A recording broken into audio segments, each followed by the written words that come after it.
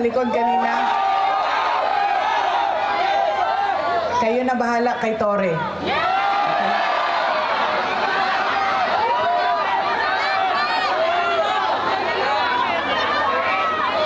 Si Congresswoman Apple Nieto na ang bahala kay Joel Chua sa tulong ninyo.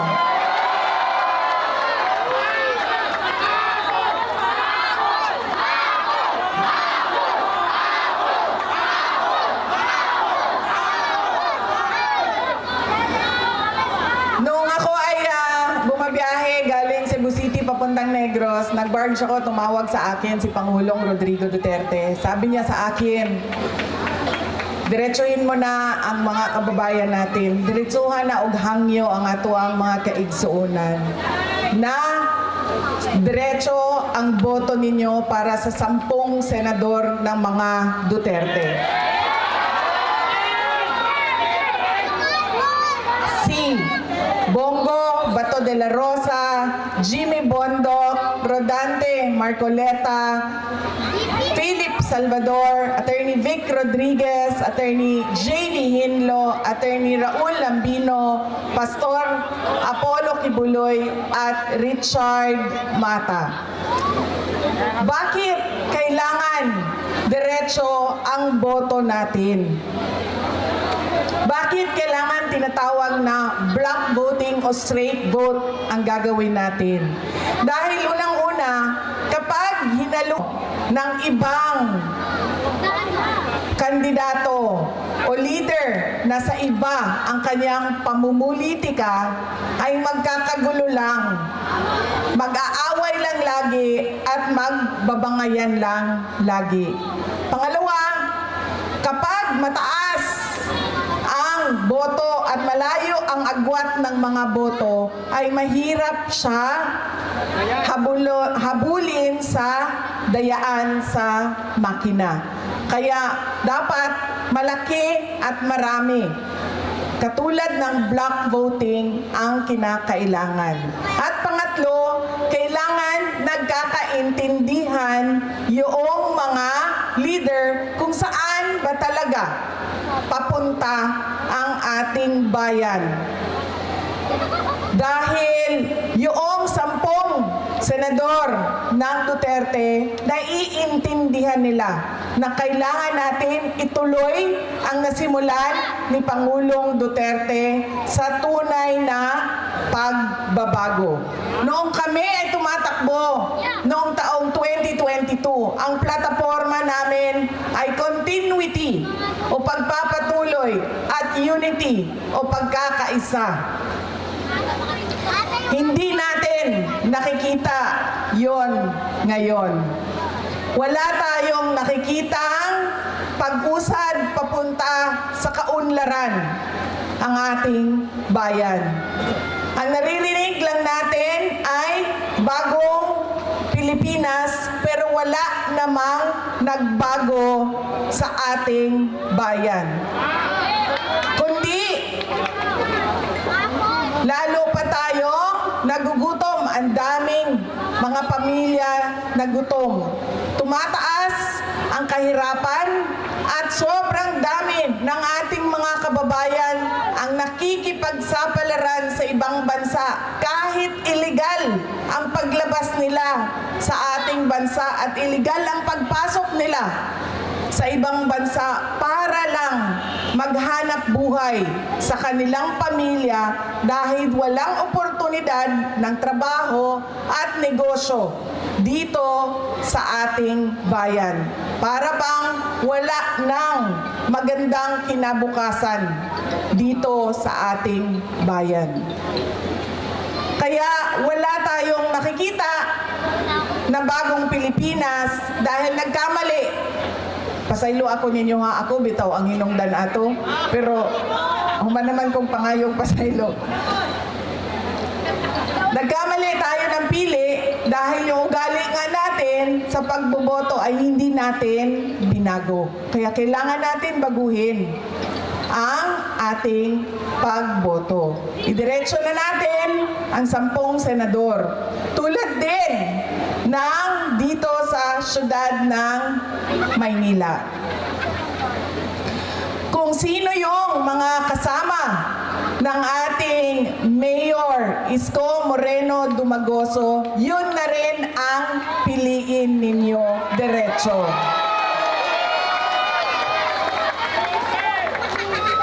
Dahil, tulad ng sinabi ko sa kanila, kung pipili kayo ng mayor dito, pipili kayo ng vice mayor sa kabila, pipili kayo ng 2 konsehal dito, 3 doon, o ilan bang, hati-hatiin ninyo ang boto, magkakagulo lang din ang inyong lokal na pamahalaan. Hindi makakagalaw ang mayor ninyo. Hindi din makakagalaw ang vice mayor ninyo. Kaya kung pumili na kayo, na kay Mayor Isko Moreno kayo, lahat ng kasama niya, kasama na ang ating Congresswoman Apple Nieto, ay iboto na ninyo.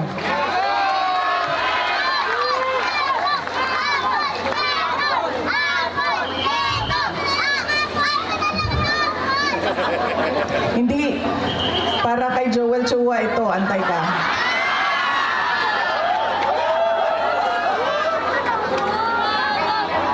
Sabi nung bata, kasi sabi ko, bigay daw yung apple. Ibibigay ko itong apple na ito kay Apple Nieto. Ma'am, saksak mo ito sa bibig ni Apple Chua hanggang sa kanyang lalamunan, hanggang siya ay mamatay. Ang apple na yan, ibigay mo kay Snow White Joel Chua. Alam nyo,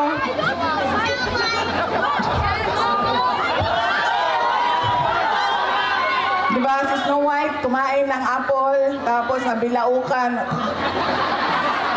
Apple yan. Bigay mo yan sa kanya, sak mo yan doon sa bibig niya.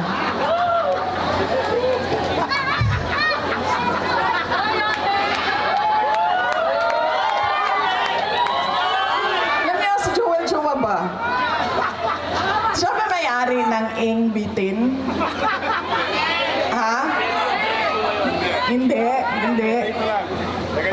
Yung may-ari ng Ing Bitin. Kasi alam nyo, dala-dala niya yan lagi, yung hopya na yan doon sa House of Representatives. Tapos pinamimigay niya sa mga tao. Pag may hearing, pinamimigay niya. Nung pumunta ako doon sa hearing nila, nakaupo ako doon, tikita ko iba't ibang kulay ng NBT. Pagdating sa akin, hindi ako binigyan ng hopya. Ha?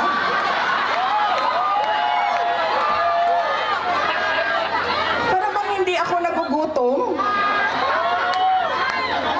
Parang hindi ako karapat-dapat bigyan ng hopya? Tapos, sinasabi niya, abogado siya, nung nandoon ako at pinapaot niya ako, magsumpa ka. Sabi ko, bakit ako magsumpa? Nakalagay sa rules ninyo, ang manunumpa lang ay witness. Hindi naman ako witness nito, resource person ninyo ako.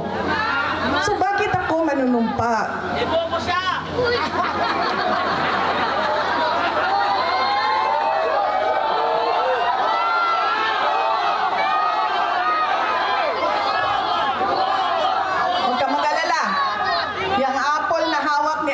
Solusyon.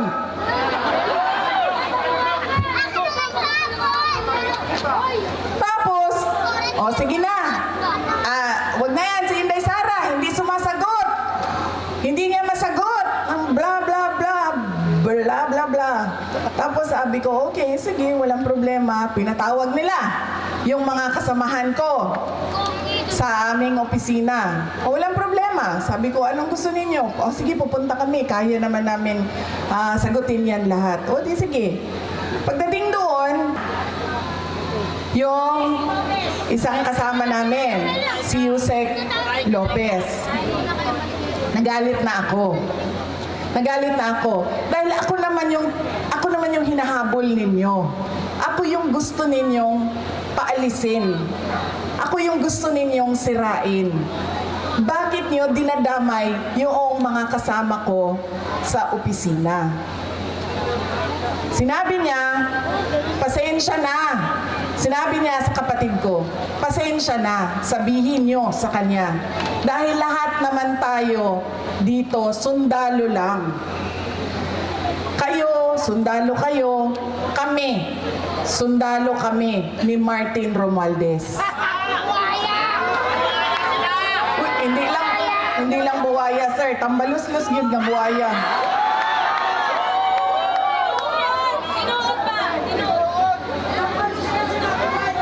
Sinagot siya ng kapatid ko, sundalo tayong lahat. Pero kami, sumusunod kami sa tamang orders. Hindi kami sumusunod sa mali. Yan! Hindi ko nga alam kung paano nyo napili yan si Joel Chua, pero nasabi na sa akin yun. Yan ang karakas ng inyong congressman.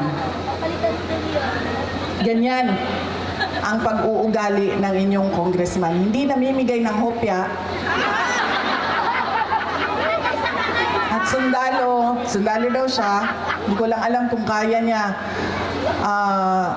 yung hirap ng pagiging sundalo daw siya. Pero hindi naman niya sinusunod yung tama. Ang sinusunod niya ay yung mali. Talo siya ng Kamanong Bayan. Mama, dali, maging presidente. Hindi pa masakataw. Nakalimutan ni Joel Chua nung sinisira niya yung pangalan ko na hindi ako kandidato ngayong eleksyon na ito. Walang mawawala sa akin. Nawala naman ang pangalan ko dahil kinuha nila at niyurakan nila. Pero nakalimutan niya, kandidato siya ngayong eleksyon na ito.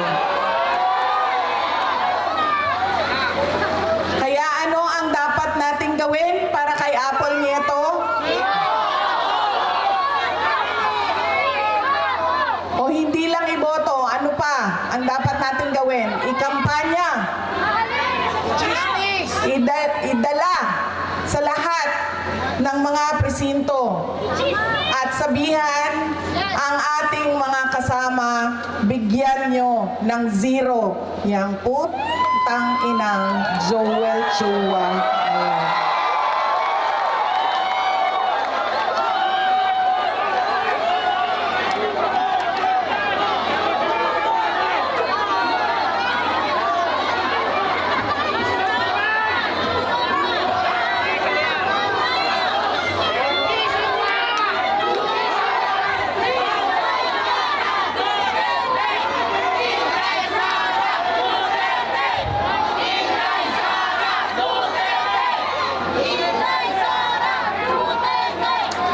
Mga kababayan, ang lahat ng ginagawa natin ay para sa Diyos, sa bayan, at sa bawat pamilyang Pilipino. Syukran.